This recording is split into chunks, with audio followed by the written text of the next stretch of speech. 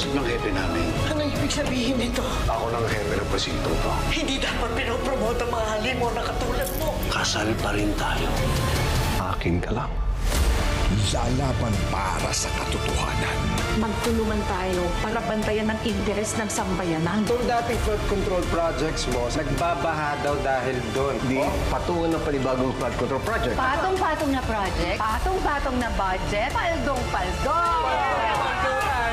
Bakit nyo ba inalis yung budget para sa senior citizen? Ang lakas ng loob niyong kalabanin ako. Pwede naman po siguro akong magtanong dahil galing po sa dugo at pawis ko ang sinesweldo ninyo.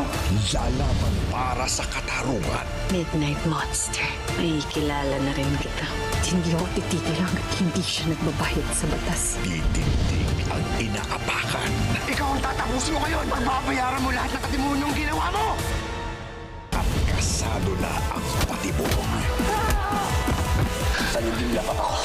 Sandal Fuego! Alam na ni Tanggol kung saan pupuntaan yung tatay niya. Handa kaming itaya yung buhay namin para sa'yo. Salamat. Magpapahamin na ako sa labas.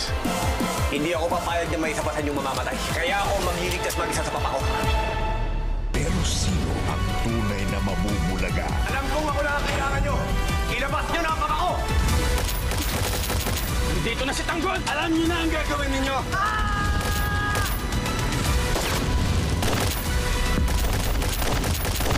FPJ's Batang Quiapo.